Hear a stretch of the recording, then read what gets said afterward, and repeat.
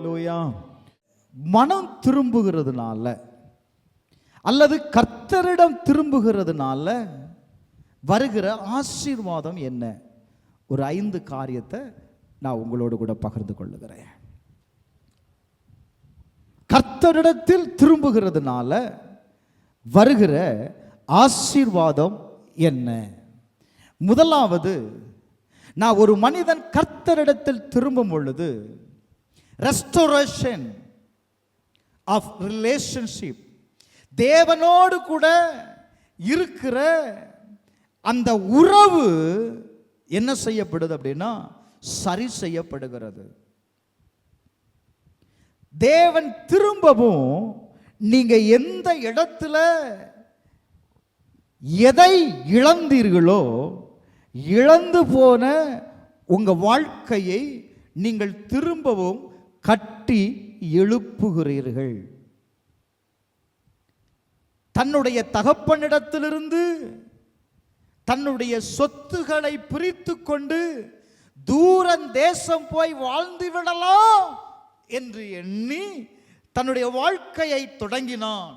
நண்பர்கள் இருந்தார்கள், சுகபோகமான வாழ்க்கை, இதுவரையிலும் அனுபவிக்காத வாழ்க்கையை வாழ்ந்து கொண்டு இருந்த மனிதன் நாளுக்கு நாள் பணம் காலியாகிக்கொண்டே இருந்தது.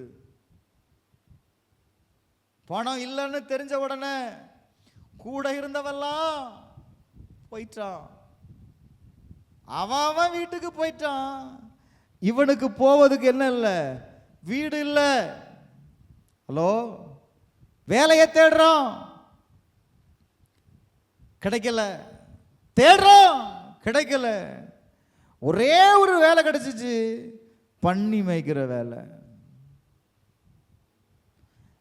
பசியினால் அந்த வேலையை செய்வதற்கு அந்த பன்னிக்கு வைக்க வேண்டிய அந்த தவிட்டை அவன் சாப்பிட்டு கொள்ளலாம் என்று நினைத்தான். அதுவும் கிடைக்கல, அதுவும் கிடைக்கல. இப்ப புத்தி தெளிவடைகிறான். பாவி, எங்க அப்பா வீட்டில் எத்தனையோ பேருக்கு ஆகாரம் இருக்க, இந்த பன்னிக்கு தவிட்டு கூட எனக்கு கிடைக்க மாட்டேங்க.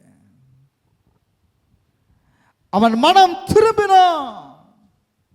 அவனுடைய மனதில் எப்படிப்பட்ட எண்ணம் வந்துச்சு தெரியுமா? என்னுடைய தகப்பன் வீட்டிற்கு திரும்பினால் எனக்கு என்ன கிடைக்கும்? அல்லேலூயா. என்னப்பா கிடைக்கும்? எனக்கு ஆகாரம் கிடைக்கும். அவன் சொல்றான், அவன் புத்தி தெளிந்த போது, புத்தி தெளிந்த போது என் தகப்பனுடைய கூலிக்காரர் எத்தனையோ பேருக்கு, வாசிமா அந்த வாசி, லூக்கா 15வது அதிகாரம் 16 வந்து படிங்க.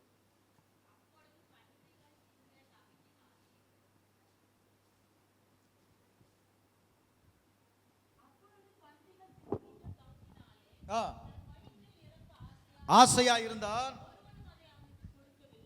ஒருவனும் அவனுக்கு கொடுக்கவில்லை. என்ன தெளிந்த போது? அவனுக்கு புத்தி தெளிந்த போது. நல்ல கவனிங்க, ஒருவனும் அவனுக்கு கொடுக்கவில்லை. யாரும் கிடைக்கல. தேடி பார்க்கறான், கிடைக்கல. கேட்டு பார்க்கறான், கிடைக்கல. புத்தி தெளிந்த போது என்ன நடந்துச்சு? என் தகப்பனுடைய கூலிக்காரர் எத்தனையோ பேருக்கு பூர்த்தியான சாப்பாடு இருக்கிறது, நானோ பசியினால் சாகிறேன். நான் ஏன் சாகணும்? நான் எழுந்து என் தகப்பனிடத்திற்கு போய், தேவனே, தகப்பனே, நான் பரத்திற்கு விரோதமாக உமக்கு விரோதமாகவும் நான் பாவம் செய்துட்டேன் அப்படின்னு நீ சரண்டர் ஆயிட்டனா? அல்லேலூயா. அப்ப என்ன உண்டாயிடுச்சு? முதல்ல அவன் புத்தியில ஒரு தெளிவு அடைஞ்சான். பிரைஸ் அல்லாஹ். இன்னைக்கு நிறைய நேரத்தில் நம்மளுடைய புத்தி அந்தகாரப்படுகிறதுனால தான் தேவன் நமக்கு வைத்து, அவன் என்ன சொல்றான்? என்னுடைய தகப்பன் வீட்டில் எத்தனையோ பேருக்கு ஆகாரம் இருக்கு. இது நமக்கு தெரிகிறது இல்லை. புத்தியில் அந்தகாரம் உண்டானதுனால தேவன் நம்மை ஆசீர்வதித்திருக்கிறார் என்பதை நம்மளால என்ன செய்ய முடியலங்க, அறிந்து கொள்ள முடியல. பாருங்க, அவன் எப்போ திரும்பி தகப்பன் வீட்டிற்கு வந்தானோ அவனுடைய வாழ்க்கை முறை மாறுகிறது. மாறிச்சாங்க. அவன் எதிர்பார்க்காத ஒரு வாழ்க்கையை அவனுக்கு கிடைத்தது. கொளுத்த கன்று அடிக்கப்பட்டது, அவனுக்கு உயர்ந்த வஸ்திரம் கொடுக்கப்பட்டது, மோதிரம் கொடுக்கப்பட்டது, பாதரட்சைகள் கொடுக்கப்பட்டது. அந்த வீட்டில் ஒரு பெரிய சந்தோஷம் உண்டாயிற்று. ராமேன் சொல்லுங்களேன். ஒருத்தனுடைய மனம் திரும்புதல், லிசன், ஒருத்தனுடைய மனம் திரும்புதல் அந்த ஊருக்கே சந்தோஷம். ஒரு ஆமேன் சொல்லுங்களேன், சத்தமா சொல்லுமா, அல்லேலூயா. அப்ப தேவனோடு கூட நீங்க ஒப்புரவு ஆயிட்டீங்கன்னா, தேவனோடு கூட நீங்க ஒப்புரவு ஆயிட்டீங்கன்னா எவ்வளவு மகிழ்ச்சியா இருக்கும் பரலோகத்தில். கொஞ்சம் யோசித்து பார்க்குறீங்களா? கொஞ்சம் யோசித்து பார்க்குறீங்களா? எவ்வளவு மகிழ்ச்சியா இருக்கும். உங்க ஒருத்தர்னால ஒரு பெரிய பரலோகமே மகிழ்ச்சியா இருக்குன்னா என் தகப்பன் எவ்வளவு சந்தோஷப்படுவார்ல. அதனால தான் வேதம் சொல்லுது, ரோமர் 12:1 வாசித்து பாருங்க.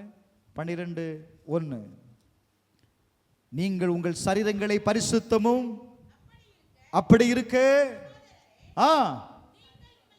சரீரத்தை பரிசுத்தம் பண்ணிக்கொண்டு தேவனுக்கு பிரியமான ஜீவ பலியாக ஒப்பு கொடுக்க வேண்டும் என்பதே உங்களுக்கு வேண்டிக் கொள்ளுங்க. இதுதான் நீ செய்யத்தக்க ஆராதனை. இதுதான் ஆராதனை. ஆராதனை அப்படின்னு பேர்ல எதையோ பண்ணிட்டு இருக்கிறோம். இது இல்லை ஆராதனை. தேவனுக்கு உன்னை ஒப்பு கொடுப்பது தான் ஆராதனை. எப்படி ஒப்பு கொடுக்கணும் சொல்லுமா? ஜீவ பலியா நான் எப்படி ஒப்பு கொடுக்கிறது? ஜீவ பலினா என்னம்மா? அவ்வளவுதான். அறகுற மனசோடு கூட ஆலயத்தில் இருக்கக்கூடாது. தேவனை ஆராதிக்கும் போது அறகுற மனசோடு கூட என்ன செய்யக்கூடாது? ஆராதிக்க கூடாது. வேதம் சொல்லுகிறது, தேவனுக்கு பிரியமான ஜீவ பலியாய் உங்களை ஒப்பு கொடுத்து பாருங்க. அதுதான் மனம் திரும்புதல். இந்த அறகுற மனம் திரும்புதல் இருக்கிறதுனால தான் நம்ம வாழ்க்கையில எல்லாமே அறகுறையா இருக்குது. முழுமையா நீங்க ஆராதித்து பாரு, முழுமையா தேவனுக்கு மகிமை செலுத்தி பாரு. கட்டாயம் தேவன் உன்னிடத்தில் என்ன செய்வார் தெரியுமா? உன்னை ஆசீர்வதிப்பார். ரெண்டாவது சொன்னேன், தேவனிடத்தில் நீங்கள் மனம் திரும்புதல் உங்களுடைய வாழ்க்கையில் தேவனோடு வைத்திருக்கிற ஐக்கியத்தை அது என்ன செய்யும் தெரியுமா? புதுப்பிக்கும். 1 யோவான் 1:3. 1 யோவான் 1:3, நீங்களும் எங்களோடு ஐக்கியமுள்ளவர்கள் ஆகும்படி கண்டும் கேட்டும் இருக்கிறதை உங்களுக்கு அறிவிக்கிறோம். எங்களுடைய ஐக்கியம் பிதாவோடும் அவருடைய குமாரனாகிய இயேசு கிறிஸ்துவோடும் கூட இருக்கிறது. ஹலோ, உங்க ஐக்கியம் யாரோடுப்பா இருக்குது? பிதாவோடு இருக்குதா? இயேசு கிறிஸ்துவோடு இருக்குதா? அடுத்த வசனத்தை வாசிங்க. உங்க சந்தோஷம் நிறைவா இருக்கும்படி நான் இதை சொல்றேன். ஹலோ ஹலோ, உங்க வாழ்க்கையில் இருக்கிற சந்தோஷம் நிறைவா இருக்கும்படி நான் இதை சொல்லுகிறேன், இதை எழுதுகிறேன். உங்க ஐக்கியம் யாரோடு இருக்கட்டும்? பிதாவோடும் குமாரனோடு இருக்கட்டும். உங்க ஐக்கியம் சபையோடு இருக்கட்டும். உங்க ஐக்கியம் சபை விசுவாசிகளோடு இருக்கட்டும். உங்க ஐக்கியம் ரட்சிக்கப்பட்டவனோடு கூட இருக்கட்டும். உங்க ஐக்கியம்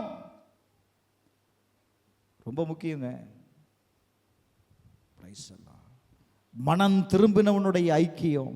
அதனால தான் வேதம் சொல்லுது, தேவனோடு ஒப்புரவாயிரு. எத்தனையோ சூழ்நிலையில் நம்முடைய கவன குறைவில் நம்மளுடைய ஐக்கியத்தில் என்ன உண்டாயிருக்கும் தெரியுமா? நம்ம விலகி இருப்போம். நான் இப்படி சொல்லட்டா, சில நேரத்தில் 2 பேருடைய ஃப்ரெண்ட்ஷிப் சரியா இல்லைன்னு வைங்களேன், சண்டை போடலை, ஆனால் ஐக்கியம் என்ன இல்லை, சரியாக வரல. என்ன செய்வீங்க? பேச மாட்டீங்கல்ல? ரொம்ப நாள் என்ன செய்ய மாட்டீங்க, பேசாமல் விட்டுருவீங்க. ஏன் பேசலை? உங்களுக்குள்ள அந்த ரிலேஷன்ஷிப் சரியா இல்லாததுனால என்ன செய்ய மாட்டீங்க, பேச மாட்டீங்க. பேசாததுனால அங்கே என்ன பிரேக் ஆகுது தெரியுமா? உங்களுக்குள் இருந்த அந்த ரிலேஷன்ஷிப் முறிகிறது. சில குடும்பத்தில் கணவன் மனைவி 2 பேரும் சண்டை போட்டால், எந்த குடும்பத்துலேயும் சண்டை வராமலாம் இல்லை, சண்டை வரதான் செய்யும். ஆனால் என்ன செய்யணும், உடனே பேசிடணும். சில ஆட்கள் இருக்கிறாங்க 1 மாதம் 1 வருஷம் 20 வருஷம் 30 வருஷம் பேச மாட்டான். ஒரே வீட்டில் இருப்பான், என்ன செய்ய மாட்டாங்க, பேச மாட்டாங்க. என்ன காரணம் நினைக்கிறீங்க? ஏன் அவங்க ரிலேஷன்ஷிப் பிரேக் ஆச்சு?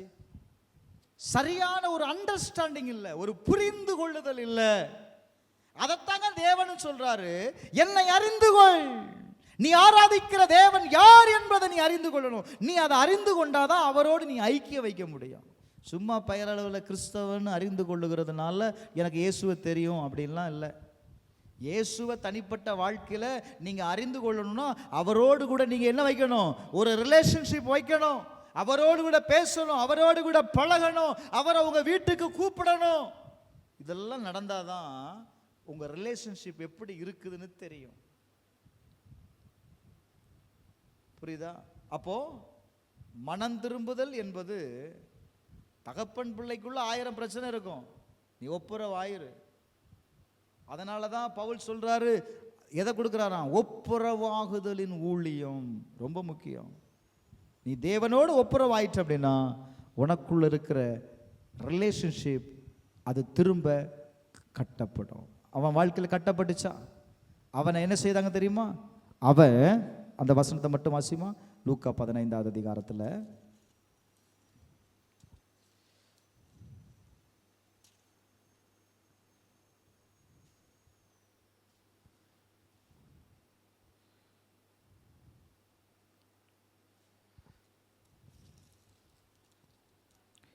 இருபத்தி 7வது வசனத்தை வாசிமா. 27. உம்முடைய சகோதரன் வந்தார், அவர் மறுபடியும் சுகத்துடனே உம்முடைய தகப்பனிடத்தில் வந்து சேர்ந்தபடியினாலே அவருக்காக கொழுத்த கன்றை அடிப்பித்தார். அல்லோ, உம்முடைய தகப்பனிடத்தில் வந்து சேர்ந்ததினால அவனுக்காக கொழுத்த கன்று அடிக்கப்பட்டது. அப்ப நீங்க தேவனிடத்தில் அல்லது உங்க தகப்பனிடத்தில் நீங்க வந்து சேரும்போது உங்களுக்காக ஆண்டவர் என்ன செய்கிறார், பந்தியை ஆயத்தம் பண்ணுகிறார். 2, ஸ்பிரிச்சுவல் ரினியூவல். உங்களுடைய ஆவிக்குரிய வாழ்க்கை புதுப்பிக்கப்படுகிறது. சில நேரத்தில் நம்ம எங்கேயோ ஒரு இடத்துல தேவனை விட்டு விலகி இருப்போம். நான் தான் இப்போ சொன்னேன், நீங்கள் விலகினது நீங்கள் மறுபடியும் அவரோடு சேராததுனால உங்களுக்கும் தேவனுக்கும் ஒரு ஸ்டக்னஸ், ஏதோ ஒரு தடையா, ஒரு ஸ்டக்காகி நிற்கிறது போல இருக்கும். பாருங்க, நான் இப்படி சொல்லட்டா, இப்போ நீங்கள் அபிஷேகத்தில் நிறைந்த அந்நிய பாஷையில் நிறைந்து ஜெபம் பண்ணிகிட்டே இருக்கிறீங்க.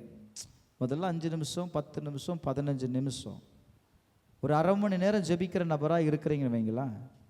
நீங்கள் ஒரு 2 மாதம் ஜெபிக்காமலே விட்டுட்டீங்க அப்படின்னா மறுபடியும் உங்களால் என்ன செய்ய முடியாதுங்க, பேச முடியாது. பேச என்ன செய்யாது, முடியாது. ஆனால் உங்களுக்குள்ள அந்த எபிலிட்டி இருக்கு. ஆனால் உங்களால் என்ன செய்ய முடியல, ஒரு தயக்கம், ஒரு பயம் என்ன செய்யுது, உங்களை அறியாமலே கடந்து வந்துருப்பாருங்க.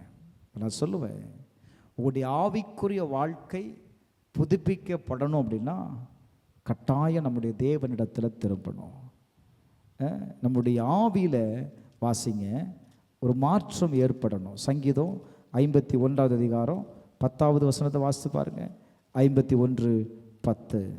தேவனே சுத்த இருதயத்தில் என்னை சிருஷ்டியும், நிலைவரமான ஆவி என் உள்ளத்தில் என்ன செய்யும், புதுப்பியும். சும்மா ஆண்டவர் புதுப்பிச்சிருவாரா? நிலைவரமான ஆவி, இந்த ரிவைவல் ஆஃப் த ஸ்பிரிட், எழுப்புதல் உனக்குள்ள வரணும் அப்படின்னா உன்னுடைய ஆவி என்ன செய்யப்படணுமா? புதுப்பிக்கப்படணும். உன்னுடைய ஆவியில மாற்றம் வராம அது புதுப்பிக்கப்படாது முடியாத காரியம். அப்ப என்னுடைய மனம் திரும்புதல் என்னுடைய ஆவிக்குரிய வாழ்க்கையை என்ன செய்கிறது? புதுப்பிக்கிறது. இது ஆசீர்வாதமா இல்லையாங்க?